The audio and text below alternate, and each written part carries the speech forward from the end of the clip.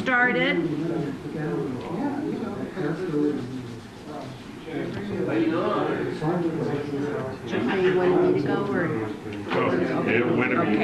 Okay. Welcome. Thank you for coming this morning. Great to see all of you.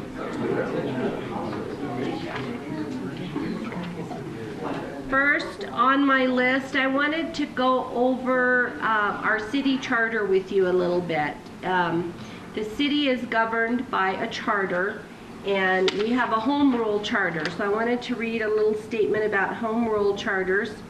Home rule is the power granted by the state to the residents of a municipality to govern themselves. Home rule was authorized by an amendment to the New Mexico Constitution in November of 1970. A charter under the Home Rule Amendment is similar to a constitution since it outlines the basic structure of government.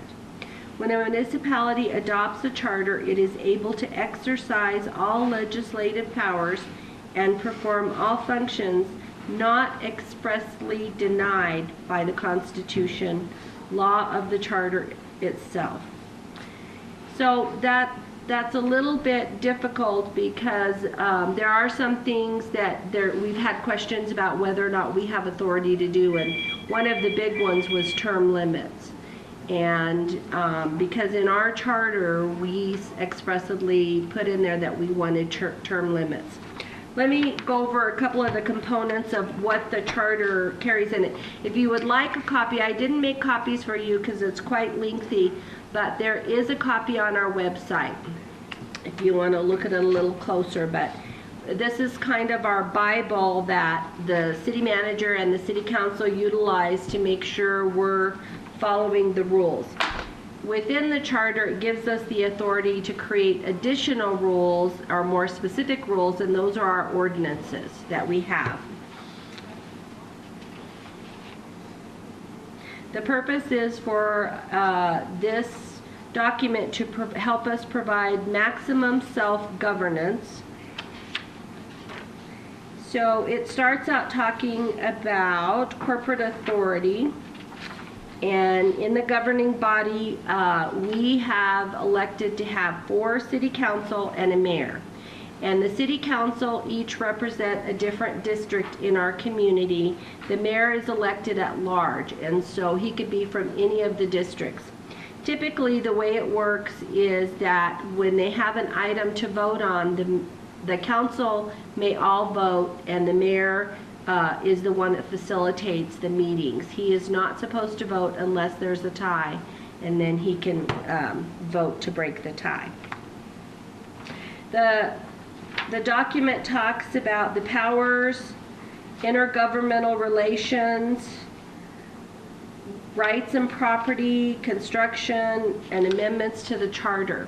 So it's been kind of controversial on how the charter can be amended, and I've done some research. At one point, the mayor was under the understanding that the city council could vote to change the charter. That is not the case. It has to be the citizens of the community that vote in the charter and any amendments to it, and that makes sense because everything really should come from the ground up. And the elected officials are to listen to their constituents and follow what they're asking of them. The charter talks about how our elections are done. It talks about residency and terms. So when I came on board, our most recent charter had been adopted in 2006. We put together a committee in 2000 and I believe it was 15, and then we had it voted on in 16. But we had a committee of community members, and there were probably about 10 to 12 people off and on that met periodically, looked at the charter, and made recommendations for a vote before the citizens. So the 3 things that we recommended be changed at that time were that council members needed to continue to reside in their district. They had seen issues where somebody got voted in and then maybe they actually moved to Albuquerque and only came back for city council meetings, and that was a concern to citizens that the individuals should remain living in their district during their term. So we added that. The other issue was the committee felt like city managers, there should be a job description and qualifications for a city manager. There has always been a job description and qualifications. They weren't always adhered to. And so they did put that language in the charter so that we would follow the job description in hiring a city manager. Another component added in was that the city clerk would notify the public 2 times a year that we do have a city charter, just to make the public more aware of that we have a charter, and if you're concerned about certain things, please look at that. And so each time we have a city council meeting now, the mayor continually says we are not in compliance with our charter, and the reason he says that is because the charter does still have term limits in it. And according to our charter, each elected official, including our judge, is supposed to be limited at 2 terms. There was a case in Albuquerque that declared, where the Supreme Court declared that unconstitutional, setting additional parameters and qualifications for elected officials. So we have not enforced that. We did have our municipal judge who ran for a 3rd term. She had been in office for 2 terms. She ran and won a 3rd term, which she is currently serving. And so that's why the mayor says each time that we're not in compliance with our charter. Now, when I worked with this committee, we talked about this issue because the court case was quite long ago and it had been brought up. The committee was adamant that they wanted to leave term limits in there. So we did not take it out, but there are footnotes in our charter telling the Supreme Court ruling that it's unconstitutional. And so therefore we haven't enforced the term limits at this point. Yes? Like, you know, that's the thing, because it was Mayor Chavez who brought that lawsuit. Supreme Court basically ruled on that unanimously. Yes. So is the city considering filing legal action to basically bring it back before the court to see, because otherwise it's a moot point. I mean, why even have right. Our current council has not voted to do that. I think that would be a good option, because I do believe our citizens want term limits. Just from the people I've talked to and from the committee that I worked with, I think that that our community feels it's important. Our council has not decided to attack that, so that might be something we as citizens want to push and ask them to do. I know our attorney looked at it at some time, and she said, well then why, if that's the case, why is it that our governor's position still has term limits and our county elected officials still have term limits? It's because, like, that's the whole thing is, we choose to be a home rule community. There is no option. I mean, the state of New Mexico is not home rule, and the county is not home rule. This is something that is unique and specific to home rule. So it seems to be the only option would be to vote ourselves out of the home rule in order for that term limits to be enforceable. Well, and under the home rule, you would think that's where it would be enforceable, that we get to. Came in. Yeah. Albuquerque, Los Cruces, Santa Fe, and so forth. It specifically is to home rule. Oh, I see what you're saying. That's where the lawsuit was involved. Yeah. So maybe that is the route, is to undo the home rule, and then if we fall under the state, it says under the home rule that we have the authority to accept what is expressly denied by the Constitution, and I don't see that that's denied in the Constitution. I've looked at it several times specific to this issue, and it talks about some criteria as far as age and various things, but for qualifications for elected officials, but it doesn't talk about the term limits. And it has been something that communities have really altered frequently, term limits, or yes term limits, no term limits. Sylvia? Well, I know you said you talked to a few people and they want term limits, but wouldn't it be better to do an all-around vote type thing, you know, for the citizens to voice, everybody. I mean, anybody can tell me a lot of stuff that they. Right. But that doesn't mean it's the whole community. No. You leave it to the people to vote on it, if they want term limits or they don't want term limits. Yeah. You know, either or. I think it would be up to the citizens on that. Well, and the problem we'll have there, let's say we put it up for a vote and our citizens vote to have term limits. Can we really enforce it if the Supreme Court is saying it's not constitutional? That's another thing. It's Between a rock and a hard place. Right, right. So, yeah. So something we definitely, you know, may want to pursue and kind of alleviate, because I hate that the mayor's saying every meeting that we're not in compliance. along those same lines, has the council considered or looking into changing or the date of our elections? You know, we have that option right now that we can opt in to be on the same schedule as counties and state. Our mayor has, we had put it on the agenda and the mayor took it off because we need to decide now in December, because there's, we have to declare that and let the Secretary of State know that in January. And the mayor feels like we should wait because there's no deadline to opting in. We can opt in later. He wants us to wait and see how it pans out for other municipalities. Because this ties in directly to the term limits issue. If, you know, the odd numbered years, city elections, having worked the elections, participation is ridiculously low. For city? For city. Yes, and school boards. If you move it to the general election along with the other governments, I think participation would increase, but politicians like to protect their cushy little jobs. Mm-hmm. I have no problem saying that's what the mayor's looking at. Mm. I mean, Yeah, could be. Although he's saying he's not going to run again. You know, at one point it was kind of questionable. And the last few months he's saying he is not going to run for a third term, that he's going to abide by our charter.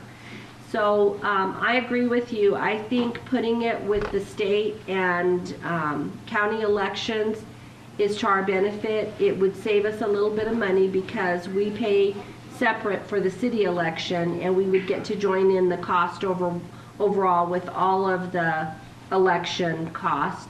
And I just think, like you said, what I've noticed is we get a very poor turnout for all elections, but city elections and school boards are the worst. And I don't think the school boards have the option to opt in or out. They're being told they have to opt in. Municipalities are given the option right now, but I know we have Councilor Padilla and possibly Councilor Vasquez would like for us to consider the opt-in. So if they're going to do that, they're going to need to get the mayor to put it on this December agenda. We have a meeting the 19th. So if you guys have a feeling about that, you may talk to your council about that and ask them to get it on the 19th agenda. When you have a meeting regarding the changes of the Constitution or the Charter, does COG come up here and sit in on it too? They used to. Yeah. I don't know if they do right now. So they can give you information as whether it's right or wrong. They did not sit in, but we had our attorneys that were advising us along the way COG and covers all the researching. communities. They should Right. be sitting on it. Maybe somebody down the road here doesn't like the way things are going, and they want to stay with their Constitution. They get information from COG and tell them this is what you have to do. Did this happen the last time we had the revision? We didn't have the COG there. The COG actually, our Council of Governments is what the COG is. They're housed out of Gallup, and they serve San Juan County, Cibola County, Milan, trying to think, just our region. But our attorneys are out of Albuquerque. They really have no vested interest in what we vote on as a charter. So they just advised us as to legally what we can have in there and what we can't. And they recommended that we take the term limits out of the charter the committee said, no, we want it in there, and they were adamant about that. So we left it in for this, I guess it was probably March of 16 was when it was voted last on. Yeah. The city's attorney, so the attorney that sits in, they get paid to sit in. They didn't actually sit in. We sent information to them and said, can we have this in the charter? These are the recommendations of the committee, and the stuff that they voted in, these changes that I spoke of, they said, yes, legally you could put those. There was one other thing I think the committee wanted, and that was, let's say a council member misses several meetings. They wanted them to be deducted in pay or have some consequence if you're not attending a fair number of meetings, and the attorney said that we couldn't do that. But Well, I know the attorney that we had, I sat in on one of the revisions back in 2000, I think it was. might have, yeah. And we had everything set up, a good charter. When it came to the vote, the attorney that the city had, or who we had, wanted to make one little change in the damn thing. So they postponed the vote, and they had to make the revision that he said. But he was getting paid for all of that. And every time there was a change or something came up, they get paid. Right. That's Right, BS. for giving legal counsel for sure. The charter talks about advisory councils and the ability to have advisory councils that we do have several in place. We have one for the Animal Care Center, one for the library, one for the senior center, the cemetery. We have several in place that help advise and give recommendations and give feedback on positive changes that they recommend to the staff. Talks about the judge and the qualifications for a judge and how to elect a judge. It talks about the powers of the mayor and the city council and how voting takes place when they're voting on ordinances or budgets or various things. Talks about the duties and powers of the city manager. So the city manager is not elected, the city manager is hired. Typically the mayor recommends a city manager and puts the name before the council, and then the council has to approve the selection. If they don't approve, then the mayor has a certain period of time to put forth another name of a city manager. Talks about if we want to remove our elected officials in the process, if the community felt that that needed to happen. Talks about the city having a personnel system for rules and policies for your staff. Talks about a city attorney, and the city attorney can be a staff of the city or a contractor, and for quite a long time the city's contracted with a company out of Albuquerque. We utilize a firm called Sutton, Thayer & Brown, and they have about, I would say about 12 attorneys and utilize different ones for various issues that we might be facing.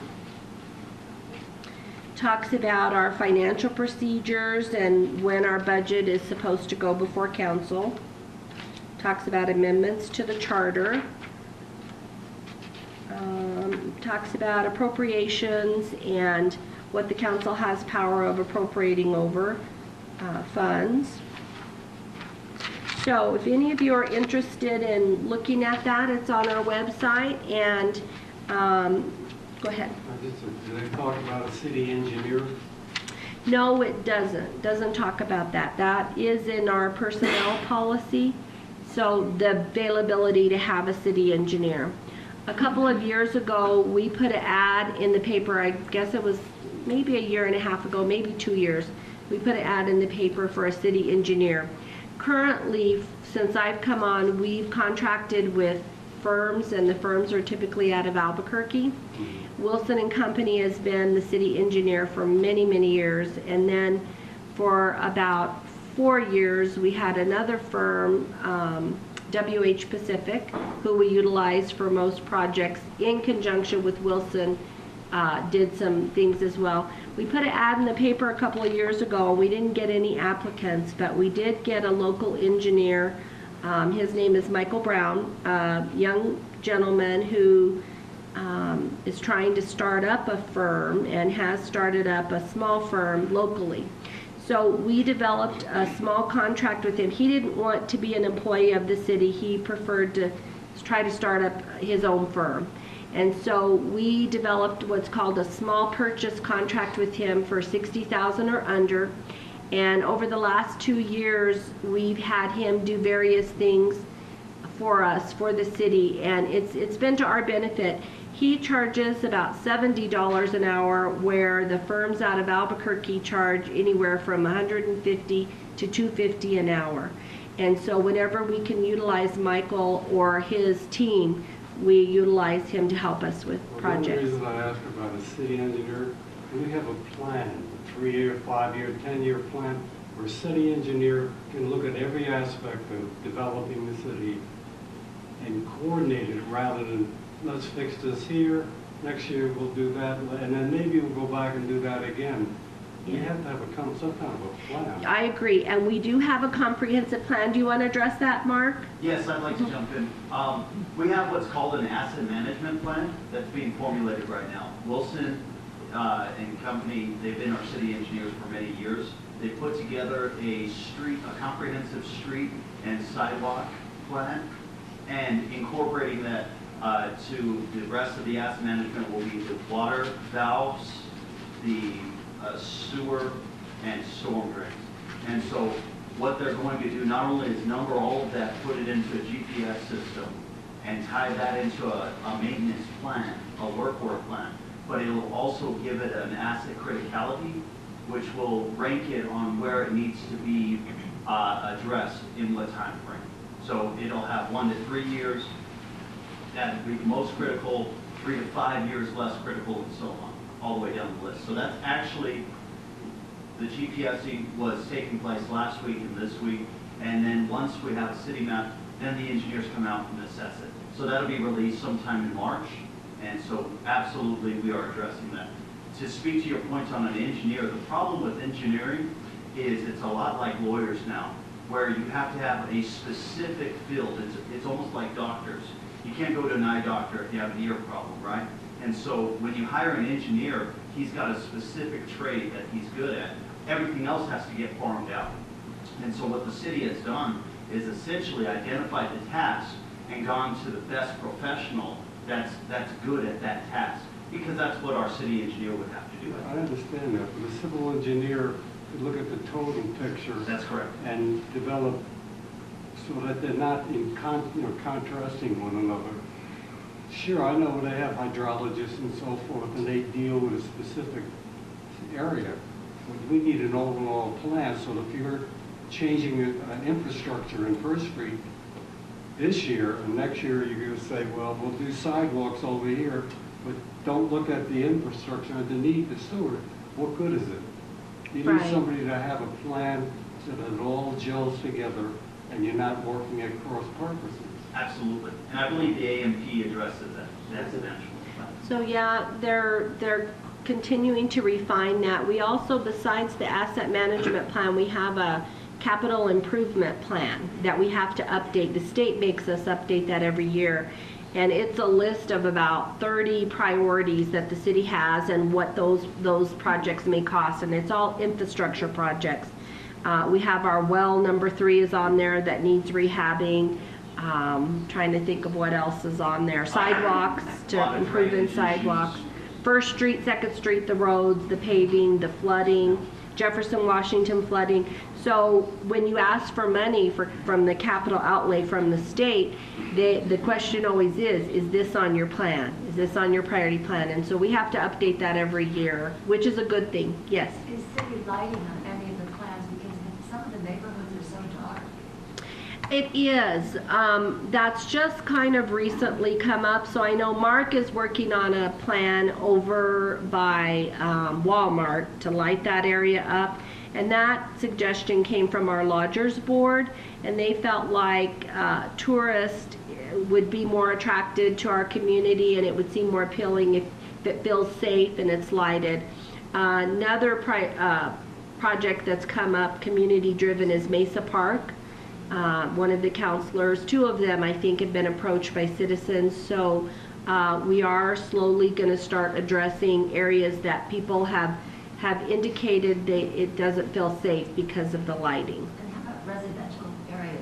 Yes, so it'll address residential. We frequently get people calling in and asking for a light in their neighborhood, and we haven't ever turned any down. They go to the code enforcement office, so we slowly start putting lights wherever people indicate that they feel it's dangerous or, you know, not conducive for travel or whatever. Is there a specific area you were referencing? I was specifically thinking of Del Norte Boulevard, where I have a rental house. It's so dark at night, I don't even know where the house is if I drive by at night. It's very dark. When they put in that area, they did not put in lights. It's all underground electrical. And to get Continental Divide to put up a pole is very, very expensive. Like in North Hills. Yeah. You know, they plan these communities, these neighborhoods, to make them more attractive. They put the wiring underneath, but they didn't put anything for a future lighting situation. And so it's very expensive. That area you're talking about, Houston, those areas, Houston, there is a problem. And there is no light over there, and I don't know. Those are tough areas. So how can we address that? How can we make a change? Well, we just have to keep working with Continental Divide and their staff to get it done. I know the light that was requested in North Hills, I lost track, but it probably took 8 months to get that light in, and $10,000 later. I was like, oh my, because they wanted 3 lights to begin with in that neighborhood, and I was like, okay. One of them, we found an existing pole, so we put it on that pole on one end, and then the other end we put in a pole. I've got it on my radar. They want more. But I believe when that area was developed, I had heard they didn't want lights. They didn't want street lights. They wanted to be able to see the night sky. And so I think in today's time, that's kind of changed. Like, we don't care about that. We care about safety or burglaries and things like that. So I just want to say something real quick. We really encourage everyone to install sensor lights, floodlights, on your place.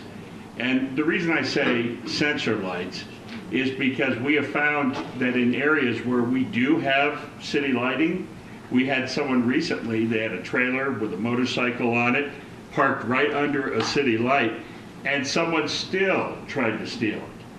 But when you use the sensor lights, they go on, and they have a better effect. We did studies in Utah when I was on a board, and we got grants to put up,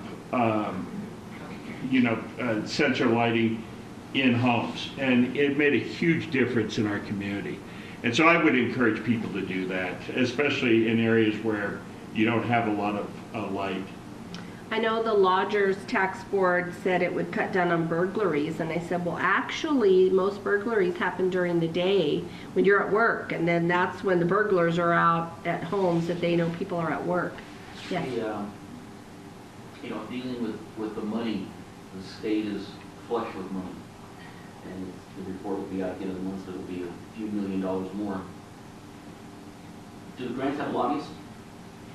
We do. It's the Council of Governments, and so Evan Williams, who works for them, he goes up there and lives up there during the legislature. And then next month, the first Thursday will be just prior to the legislature opening. What's the possibility of having Harry and Clemente, the boys, address us next month before they head north? Oh, I might be able to get them over here. Because they can tell us what plans they are for us. I mean, there's a lot of money there, and Yeah. unless somebody's asking for it and fighting for it. Right. We're going on, Katie. We have a community meeting with our legislators, I believe it's December 19th, at the old county complex, and we've done this for a couple of years. Rather than all of us approach them separately, we bring them together and bring the village, the city, the county, the schools, several community groups, and then we approach them all at once with our top priorities. We are putting a list together with additional priorities because we anticipate there will be more money this year to give out, we're hoping. It sounds like the state has additional funds available, which is good because it's been kind of sparse the last few years. Especially for infrastructure. Yes, yeah. We, the last few years, I think 2 years ago, we got $350,000 for the new library. This last year, we've gotten $175,000 for First Street. And so this year, we're going to be asking for a few vehicles for the streets and the police department, and then First and Second Street paving to finish those out. We're really close to finishing out First and Second Street. We've got the designs done and just looking for a little bit more money, and we've committed quite a bit of the city funds to finish those two roads. You know, what people don't realize is that all these beautiful new schools we have in town came from capital outlay money, because we could never afford these schools. $57 million for the high school and 20-some million here, and the other school in Cabrillo. I mean, it's nice that the state has brought all that capital outlay money in to build the schools here. Yes. You know? Yes. Because we could never afford those. You're right. You're right. So it's great if the state's doing well, for sure. It'll hopefully trickle down to our smaller communities. A couple of other things. I don't know if Mark, you want to tell them a little bit about the pressure valve work we've been doing since you're here? Mark is our public works. Yes. If you come up. Okay, and then come on up. speak from there. All right, I try to hide in the back as long as I can. So, as you all know, we approached City Council for $125,000 to replace a couple of pressure regulating valves. And so, if you know how the pressure works, you have the tanks up here, you have the pipes down here, creates pressure in the lines. The valves themselves will regulate how much pressure goes out on the other side. As you know, our infrastructure is aging. With that comes, if there's a variance or a high pressure in that line, that aged line, it'll crack it, especially when you have temperature shifts. That's why it seems like every winter you have more and more leaks. We recently replaced the large one in the system, the 12-inch that comes down Iron Avenue. That was last month. This month we were on the First and Roosevelt. I'm sure you had to dodge some barrels and possibly some people getting around that, and so thank you for bearing with us on that. We ran into an issue, as you usually do when you're working on a pipe from the 1950s made out of asbestos cement, and so when we got in there, we found an old saddle, and we thought maybe it could hold until Monday when we had all the parts to do a mechanical joint. It did not. Monday morning you woke up and probably didn't have water. So we tried to postpone it as long as we could till the evening, so that way people could have time to prepare, emergency happened, and so we worked on it Monday. However, all that's put together, and so concrete got put in 2 days ago, first layer. Next layer, the finished work got done yesterday. Today, all the barrels should be removed and should be swept, and nice for you to drive on. And so if you have any water pressure concerns, don't hesitate to call my office. What we're going to start doing is we're going to start mapping out the system and checking where people's pressures are. So we rely on the people to not complain amongst yourselves, but rather complain to me. I much prefer that. That way I can update my map. We can go to your house. We have a little pressure gauge, take it right out of the faucet and say, oh, yep, we got high pressure here. We need to adjust this and this. So I hope that, yes? Well, do you have any idea what percentage of our water pipes need replacement? Yes. Probably 80%. 100%. It's a very high number. Yeah, it's a lot. I couldn't give a percentage, but part of the AMP will address the criticality of those pipes. We'll take a look at the work orders that we've done. Say you have 4 breaks on Sage. I remember one year we're out there in the freezing cold, 4 breaks in about 3 months on Sage, and so we approached the city manager. That was our old asset management plan. The new one will be very proactive in looking forward. Yeah, Where's so the money coming for? Where's the money coming from to replace? That's a Laura question. From our gross receipts tax that we collect, yeah, and out of our general fund. So we, you know, we have a little bit of additional funds each year that we are putting into infrastructure. And so each year we've been budgeting to do sidewalk repairs, sewer water line repairs, and just getting it in the budget. Yeah. Perhaps I misunderstood. Did you say that there were 3 pressure areas and you've addressed 2? That's correct. So Where is the third one? the third one's on Mountain Road, and so that valve has already been ordered. These valves, I have a small dinky picture on my phone, but they're massive. I mean, much larger than this table. And so it takes a lot to order them. They're all special order, and so they get here when they get here, and then we will put that third one in ourselves. Actually, Jacobs will be assisting us. So the question came this week on why we didn't do the repair last Friday and we left it to be done this week, early Monday. And part of that, they were ordering parts, but I think Mark was very proactive in thinking the parts were going to be here and they could do it Friday. But we have learned, don't start a big project on Friday, because then if something goes wrong and you need more parts, you're not going to get them 3 o'clock Friday afternoon. And then we would have had everybody without water all weekend. So that was the reason it was delayed till Monday. We were trying to be so great and get the code red out there and let everybody know, and then we had something more break that they had to address Monday morning. So, yeah. But yes. Okay. Decades ago, I used to be a fireman here in Grants, and one of our jobs that we regularly did was go around and check the fire hydrant pressure. Yes, Does the fire department still do that? that's correct. Okay, do they coordinate with you? Because isn't that a way for you to, if they're going around doing what they do? When there's a problem, yes, it comes to my office. So why is it no problem? I mean, because we used to do this, it was a constant thing we were doing all the time. We were checking hydrants regularly. Right, and I know they coordinate with Jacobs, and Jacobs has a long list of ones that need to be replaced or repaired. But not so much the hydrant, the pressure. The pressure. In the area, because, I mean, that's a lot of water coming out of those things. Sure. Do they coordinate with you and let you know what that pressure is, or have you thought about talking to them? Yeah, they have. And so that's part of the reason why we knew certain zones had really high pressure and which PRVs need to be replaced. From their work. Okay, so a couple other things. Our maintenance department and a couple of the guys got trained how to do retreatments for the salt cedar. So a few months ago, they were out around town cutting the new growths and doing retreatments so that we could try to keep the salt cedar down. We are in the process of remodeling the restrooms here at the golf course. That recommendation came a couple of years ago. We got quotes from some contractors and it was going to be about $80,000, and I just about died. So I was like, you know, our guys can lay tile, and I did at my house, these guys can do this. So I don't know that they were real thrilled, but they're remodeling the bathrooms and it's coming out great. I would say Eric was, he loves it. He loves it, huh? Well, it's a good winter project. You know, the golf course is slower now and it's saving us a lot of money. So how much is it going to cost? I don't know offhand, but just materials and then our guys' time. So we'll put something together as everything pans out. They ordered urinals. They've already purchased the tile.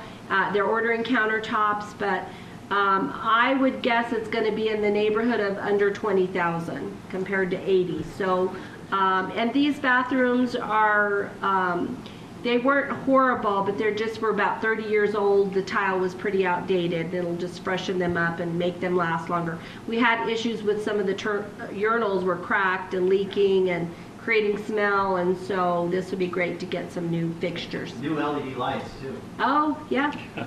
So working on the lights in there too. So yeah, so that's why one of the bathrooms is closed. For those of you interested in the refinery project, I just want you to know we're still working on that through our economic development. We still have a consultant that's gathering information. We've got a community information committee, I guess is what it is, that they're talking to different people in the public. We're trying to see what opposition is there, what people are in favor of it, just what's the public's feedback, and we're still working on that. And who knows if it'll ever come to reality, but if it doesn't, we're hoping the groundwork that we have will at least help us know what industries our communities can support, and that's, we're not just looking at a refinery, but what other industries might work well here. We already talked about the request to put more lights at Mesa Park. We're in the process of working on that. Our staff are in the process of really working on our inventory. That was one of our big findings with the audit. And part of the issue is the person that did the inventory for many years left and took the inventory with her, just the list anyway. And so we had to recreate that from lists that we had all over the place. So we're really busy working on that. We're busy working on our capital outlay requests for our legislators. Cleaning out old dead files. We have lots and lots of old boxes of dead files, and so we're slowly going through those, capturing historical stuff and then shredding the rest. We're working on, and we have been for a while, same thing, a canopy over the water department. So those of you that come to pay your bill, if it's raining, you're getting rained on, your paper's getting wet, so we need a canopy to protect from the rain. And we really aren't looking at anything fancy. We thought our guys could do it, but because it's an outside structure, we have to have it has to be engineered, we have to have a licensed contractor. So we got a few quotes. One of the first ones was $30,000. I was like, I could build half a house for that. And so we rejected that one. We finally found a local contractor that can do it for $8,000. So that's still higher. We had the Youth Conservation Corps build canopies, and the material is really about $800. So $8,000, I was like, okay, we'll live with that. It's better than 30. So that's in the works. And I think, yes. I just had a quick question. I know last time you talked about how the hospital workers were having some issues with intoxicated individuals. Yes. Has that problem been addressed or further? There's been a second meeting held just last week, I guess it was last week, and several people came together to discuss. We have a date set where a few of us are going to go to Farmington and look at their sobering center. The hospital has talked now about working with our police department and hiring 3 additional service aides. Right now they have 1. So we're working on that as well. Are we still tied to the nation with that agreement from a few years back when there was all the issues with... You know, it's interesting. When they're putting this cable in, they came and marked on my yard, and the right-of-way actually goes 2 feet past my fence into my property. Do they have to have your permission to dig that up if they decide to dig that up? No, not on your right-of-way. If it's on your property, No, it's on the city's. I'm assuming it's the right-of-way from the road. I don't want them coming and digging my yard up without me. Yeah, I think it's Continental Divide that's doing that project. We do have, it's a franchise agreement for the right-of-ways for the electric. So I think they're using that right-of-way agreement to do the current work. Well, I don't have a yard of it. Huh. And did they talk to you at all No, about I came home one day and there's yellow marks and flags all across my yard. Yeah, all the front? Yeah. What that is it's letting the contractors know where everything runs. That doesn't necessarily mean they're going to be digging and tearing that up there. It's just, you'll probably notice they were different colors. There were some orange, some yellow. What that tells you is a water line, electric line, cable. Each one designates. So it was a line locate. Where the line, there were line locations. That doesn't mean they're going to be digging there. It just so in case they dig, they know not to hit that. Have they dug anything up in that area? Do what? Did they dig anything up in your yard? Across the street they did, no, Huh. none in my yard. Hmm. So maybe they were just giving warning where everything's at. The flags all said gas line. Gas, huh? Hmm. Yeah, your area is real close to all that major gas lines that run into Mesa Park, so maybe that's what they were trying to flag for these guys. I know they hit a few water lines over by the mid-school, but... Okay, I will turn it over to Robert Windhorst. Yes. I just wanted to add one more thing to the question that you asked on the indigent, intoxicated individuals and stuff. The other thing that we're looking at too is our office is investigating the liquor excise tax that currently McKinley County gets in addition to their distributions from LDWI. It's a pretty sizable amount of money that McKinley County gets, and they use that to operate their detox center and several other programs to help with that intoxication. So at this point, through your research, does it look like that's something the county would implement, is the excise tax? Somebody said the city could do it, but I thought it's a county. It is, it's a county thing, but the information that I've gotten thus far is that when McKinley County got their liquor excise tax, it was at the same time that the state had enacted the liquor excise tax statewide. And then McKinley County was the only county that got their own liquor excise tax. So LET is what we're calling it. So what we're doing is trying to look, can we pull up an LET within our county even though we're this far into the game? I have heard there's a couple of other counties, and I haven't gotten confirmation from those counties yet that they have their liquor excise tax. So I'm doing some more investigation. I have my program manager from the local government division at LDWI and the program manager from the LDWI program in McKinley County. She's pulling information from there too for us to kind of give us a little bit more, but it's still, we don't know one way or the other whether we're going to be able to do it or not. But Yeah, I just vaguely remember something about Governor Martinez initiating the one in Gallup. Somehow she was involved in the development of that, but I don't know if she designated that they could. So yeah, it'll be great to see how that works. I have a meeting with Dr. Wheelan and stuff next week, and hopefully I'll be getting some more, or Mr. Wheelan, doctor, no. Oh, He's at the not a doctor. hospital? Mr. Wheelan, yeah, he's Uh-huh. the director there, so I have a meeting with him next week, so I'm hoping to have some more solid Information for him, as yeah. what paths we can start taking. Okay. And then Laura, when you talk about our guys, how large is our maintenance crew? And what time Is that yours or mine? Oh, that's yours. Sorry about that. It's okay.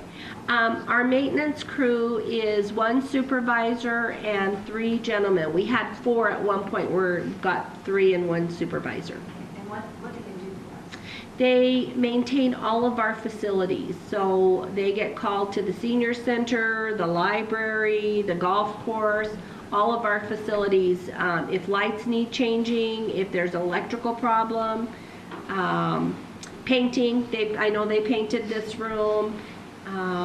They do a variety of stuff, and 2 of the guys initially when I came on they did more outside work. They were the ones you would see watering the trees, and they really had no supervisor. The city manager was their supervisor, and so I felt like we could utilize them better if they were under the maintenance department and still did some of the outside stuff that they had done, and so they're ones that have moved over to that department. And do they do the painting in the city parks?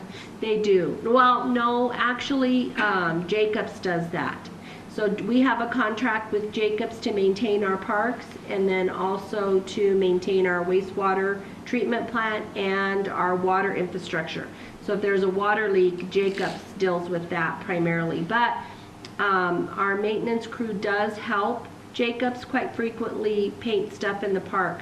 I know Mark had all of them out about a week ago. You might have seen them all working down Santa Fe Avenue, cleaning along the medians where we had all of the leaves and stuff, and the maintenance guys were helping that day as well. Yeah, and the street department all help. So it's great when we get them all together to do a bigger project. Okay, I'll let you go. Sorry it took so long. No, that's fine. I'm not Kate. Kate was at a Better Informed Public Officials meeting in Albuquerque, so she couldn't be here. One more thing for the city. I just want to draw your attention to the Civil Citizen once a month. I think it's once a month. Laura writes articles, and Don and others, to inform the public what's going on. And there's a lot of information in those articles, and there was one yesterday, and you might want to read that. It talks about the lighting study that the city has done, and some other things that are very important. This past week, I attended an exit interview with the county's auditing firm. And as you know, that the deadline for turning in your audit was last Friday, Saturday, and because it ended up on a Saturday, we had till Tuesday to turn it in. Well, it turned out that a week ago, the county found out that we could not turn our audit in on time because the county hospital did not have their audit done, and that they had sent a letter to the state auditor saying that they would not have their audit done until March of 2019.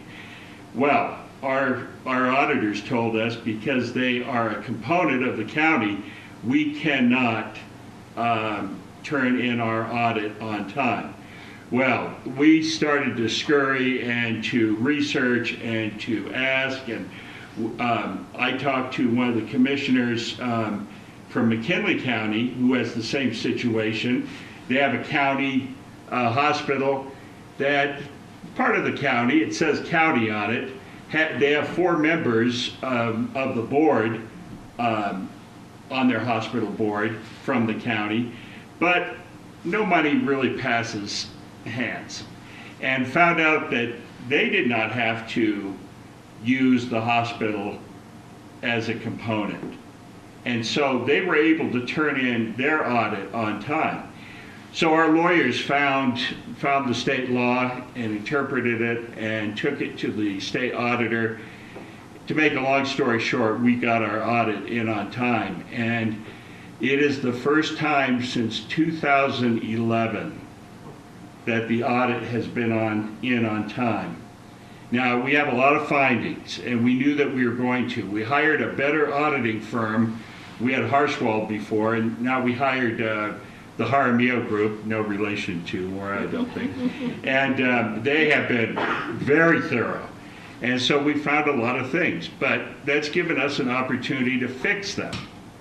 And our county manager has done a very good job going through these things and making sure that we don't have repeats in the upcoming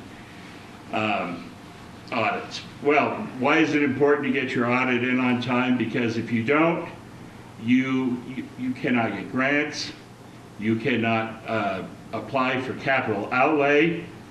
As you know, the county, we could be our fiscal agent a couple months ago.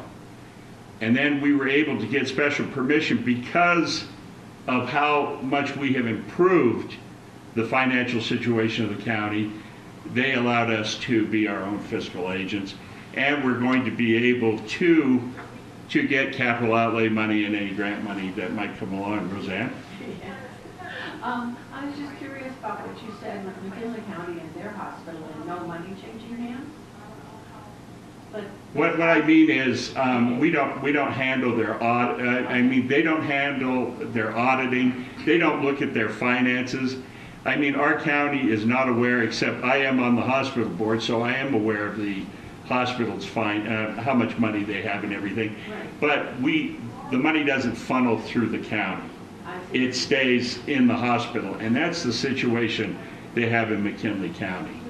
Okay, because this hospital does pay the county a monthly. It does pay for, yes, Right. but the money does not run through the county. Right, it's not like the fiscal agent. Right. Okay, thank you. So anyways, and you know, this capital outlay, it's true. The state is saying that we have a $2 billion surplus, but when we had state auditors here last week, they said that yes, the politicians have been saying there's $2 billion surplus, but there's also billions of dollars of unfunded mandates, that things that have to do with retirement and other things that have not been taken care of. And I am concerned, especially with the price of petroleum, going down, oil. I'm worried that next year we are going to have a problem. I just hope that our state officials will be very careful with how they spend our money, because I understand they have a lot more. Representative Garcia told me he's got $1.9 million and he may get another $300,000 on top of that. Clemente Sanchez has over $3 million. And that is a lot more than they had last year. And I just hope that we're careful about that. I'd also like to draw your attention. There are some things going on in the area that, because the city pushed on John Stockwell, who owns the greenhouses over here. He has a team of about 7 men that are over there working. And they are about 90% done in clearing out the inside of those greenhouses. And they have already started replacing glass. They've got about $250,000 worth of glass panes in their back building, and they are replacing the glass. And they plan, from what Mr. Stockwell tells me, to start in the spring, and that they'll be hiring more people. And they're cleaning up the outside like the city has asked them to do. And so we're happy about that. I've also seen a lot more people over at the Red Lion Hotel working on the hotel. So Lydia? I spoke with some of the workers who are working on the greenhouse. I spoke with some of the workers who are working on the greenhouse, and they said that they're only hiring in-house. I'm not sure what that means. I know that they've been hiring in the area. The guys that they have working are from this area, so I don't know what that means, in-house. I've been over there. Every once in a while I go over and I take pictures and I send them to Laura so that she's aware of the progress that's going on. And I'm satisfied with the progress that's been going on. And I hope that he can develop a business. We want that, and we want more business. In fact, that's the motto that the city has and the county, that we're open for business and that we are looking to open any kind of business that creates manufacturing industry. We want that, because that's what it's going to take to improve our financial economic situation in this community. Well, if it increases job opportunities here, that's amazing. But if he's only hiring some people, I'm just curious as to how much of the city is going to have an opportunity. Well, Mr. Stockwell told me that he plans on hiring 60 people in the spring. So, And yeah, I had a couple of gentlemen come to my office. They were really upset that they had worked at the greenhouse years ago and went to go inquire about a job, and they were told that they were only hiring Native Americans. And so I don't know if it's because of the partnership Stockwell has with Acoma, that there may be something out there developing as well, but they were pretty upset about that and wanted to file a complaint. And I told them, we have no authority over businesses and who they hire. You can, file a complaint with the state level, but.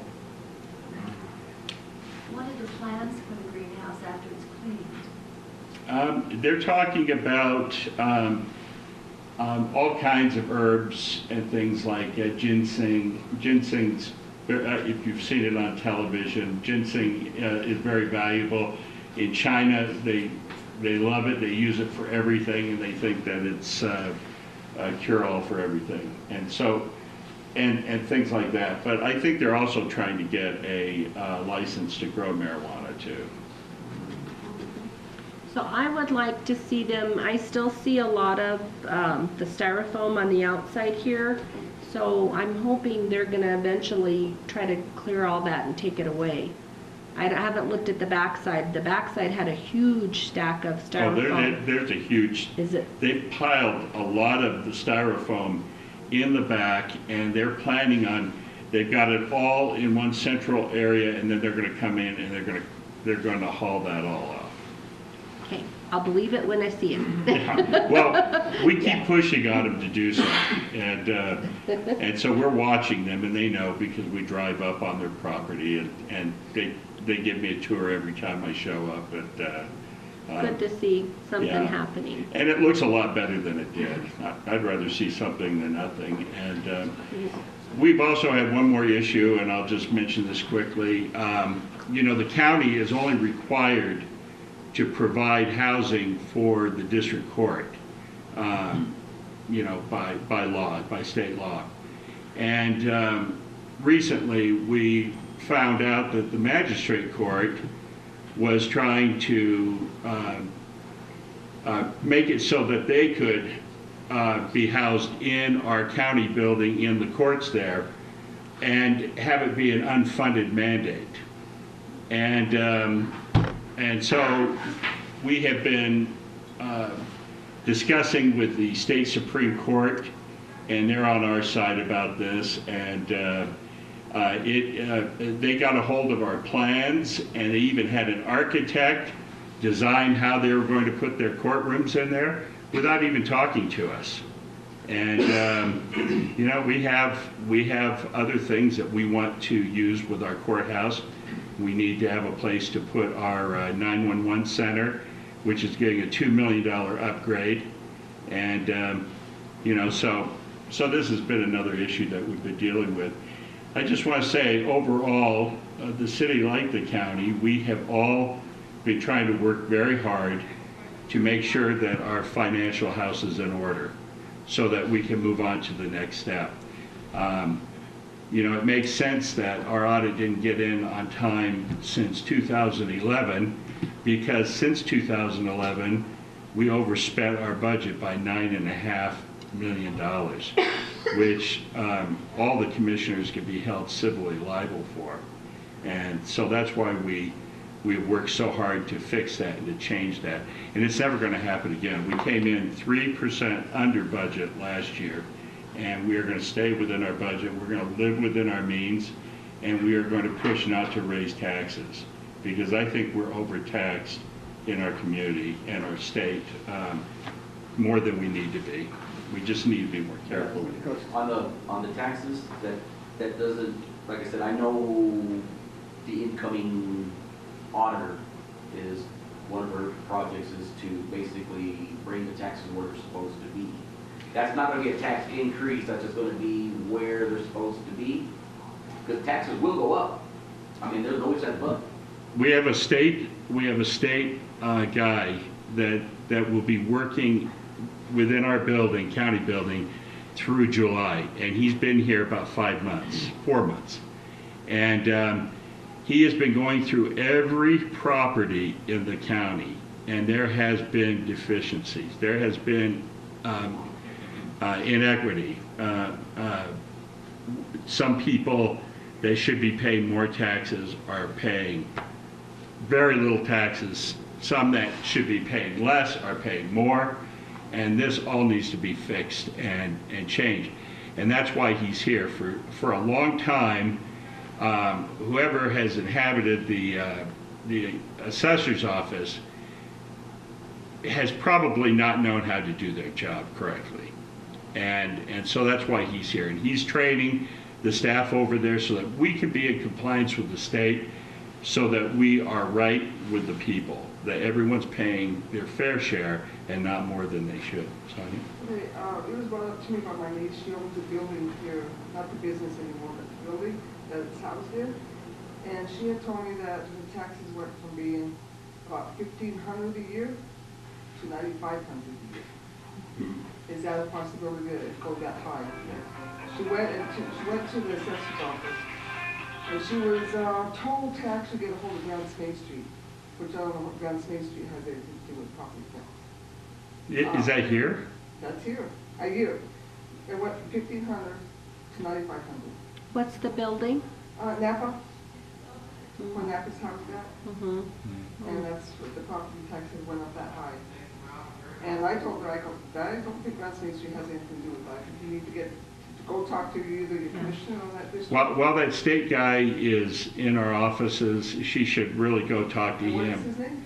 I can't remember his name, but he's at the assessor's office and he works for the state.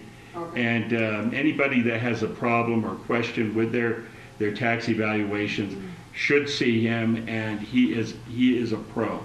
He has really been doing a great job training the staff. And I would do that. Yeah, that's a similar story I'm hearing from quite a few people, is that Well, their property assessments have gone. Yeah, you have a new tax assessor coming in this year, right? And, well, with the. Well, and I know of some that have gone down too, because I'm of, talking about because, a new person coming in, right, just got elected. So things may change if you get a new tax assessor. You're only allowed to protest your taxes at a certain period of time. Yeah. right. When is the window? It's 90 days after you receive your tax assessment that you have to protest. But if you were to go in there and talk to them, they can help you with that. Yeah, the thing I brought out, I was talking to you earlier, is that I have land by Blue Water Lake in McKinley County, and my envelope says McKinley County.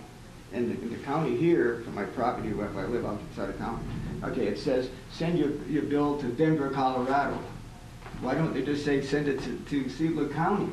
Right? Why are we paying outside for them to collect our money when McKinley County is much larger and it goes right to McKinley County's office, right? Why can't it just go to our office, and why does it go out of state when you're paying out of state for them to send it back here, you know? So that's all, I think that needs to be changed. That's the only thing I was talking about. I noticed the difference, you know?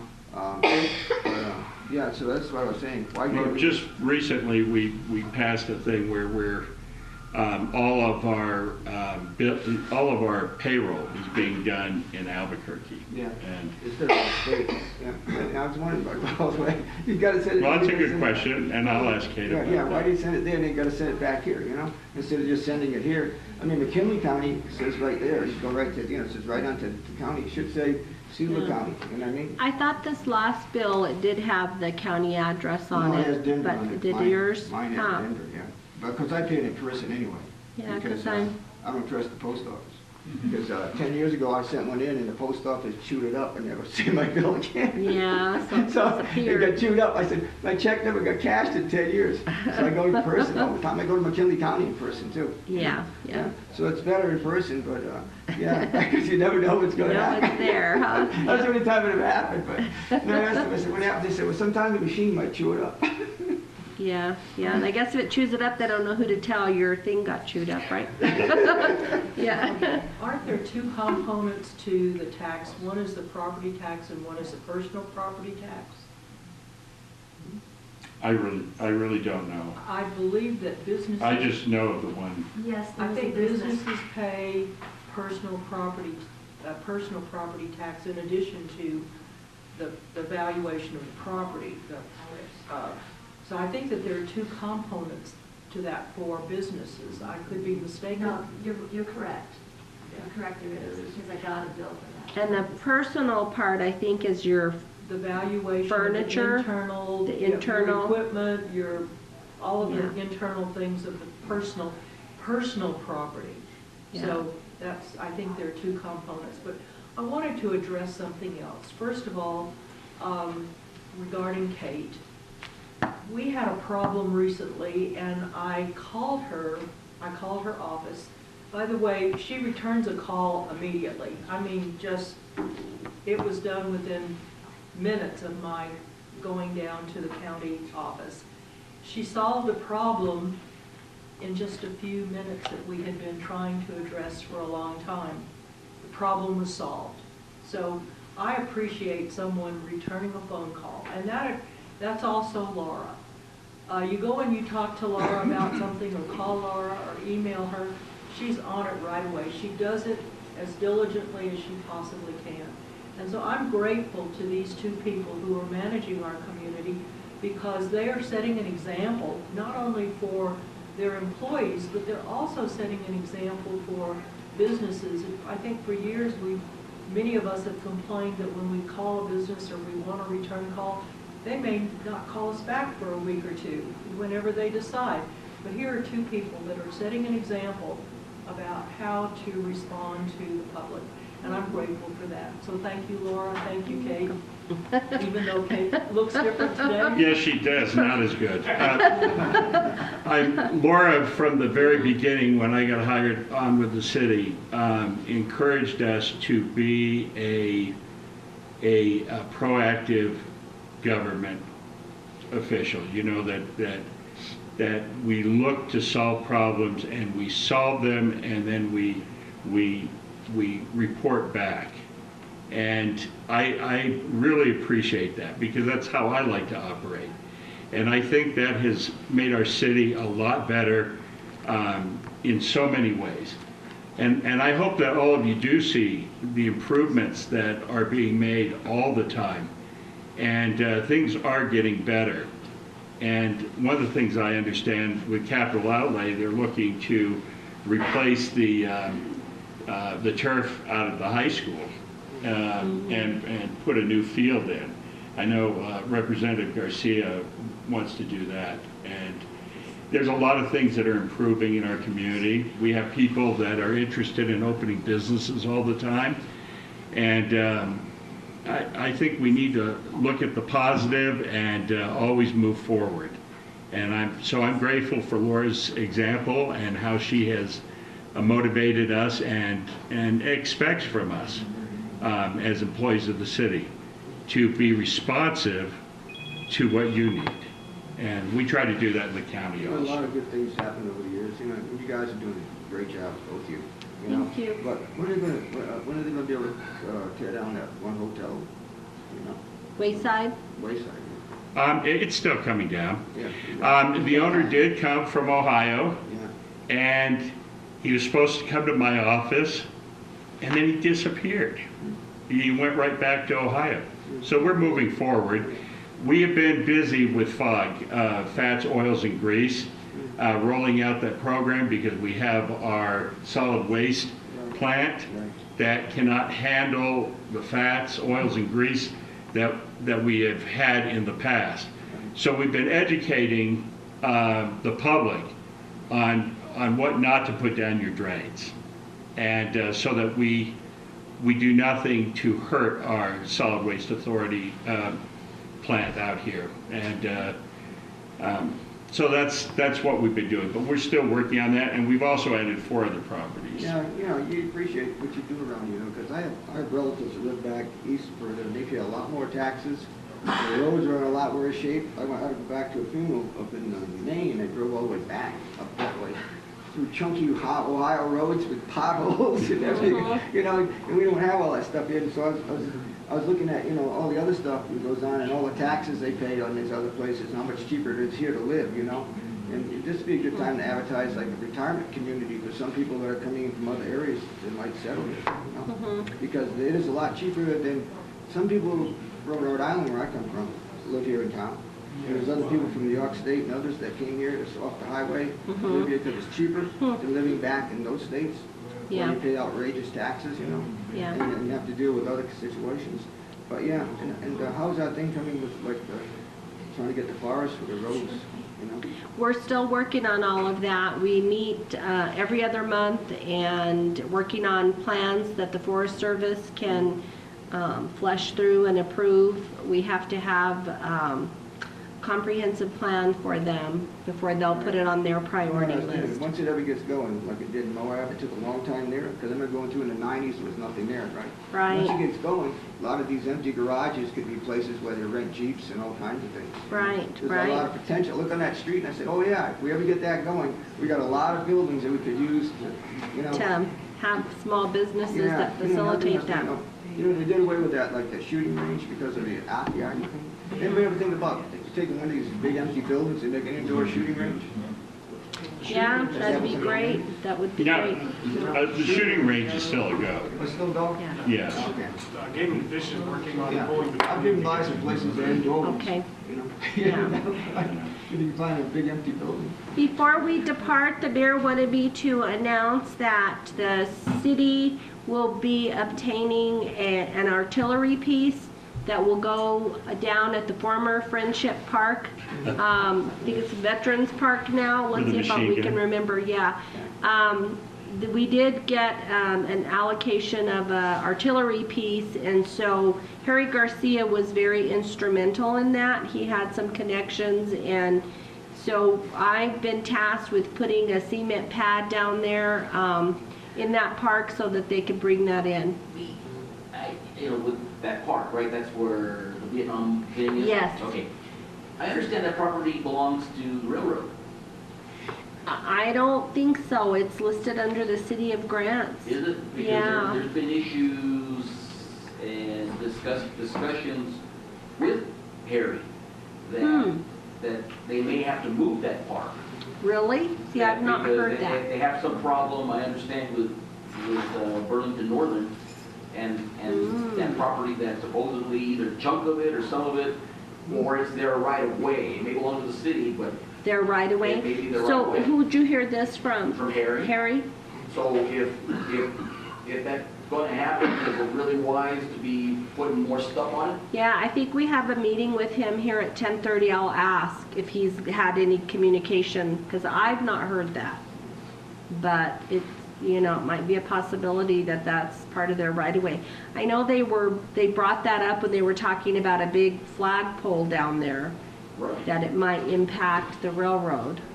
Yeah, there is an issue with that, and he's been talking that they may have to move that location, because in my mind, best place for a location is the county property on High Street for an actual Veterans Park. Uh-huh. Huh? I'll check Yeah. on that today. Okay. To close out this meeting, the last significant fact, does everybody know what tomorrow is, the date means? December 7th, Pearl Harbor. Pearl Harbor, yes. Well, Cher, I got an email from a friend of mine. It was a veteran of World War II who was going to speak at a school gathering, and the principal introduced him and said, students, we want you to introduce Mr. Simpson, who is a veteran of World War XI. The guy who was supposed to speak, he turned around and walked out of the school. Oh, my The goodness. significance is, if you have children, let them know what it means, December 7th. Yeah. Because they're not teaching them in school, apparently. So I just want you to know, Yeah. Pearl Harbor Day tomorrow. Yeah. Goodness, thank John? you, thanks, yes. I've kind of been out. Bob, I'm sorry, Bob. That's all right. You referenced a minute ago the red line in, what is going on there? They've had contractors going in and doing work on the place. They've had plumbers, they've had roofers, they've had air conditioning people, and it's been a slow process, but hopefully they'll be wanting to open that hotel again. I think they will. We had heard with some communications that was going to be real way back when. And I was just curious, I drive by the signs calling them places boarded up. Yeah, at one point, it sounded like when they were working on it, they found mold, so I'm guessing they had to deal with the mold, but I don't know. Well, you're probably There's always Yeah. a truck there. There's always something. There always something there? You see something always there. But there's a lot of, I think there's a lot of things they have to fix, because I knew a guy that used to work on maintenance over there one time. Before they closed it, he said there was a lot of issues. A lot of electrical, I bet, heating and electrical. So they're probably doing it as they have, they have the money, it takes so much, and then one person, you always see trucks or something there, somebody's doing something, so eventually, it's a slow process if you don't have a lot of money. Right, we'll let you know as we hear. Yeah, it'd be great to see that place open back up. Thank you all for attending. Thank and you. Thank you. Great to get your input.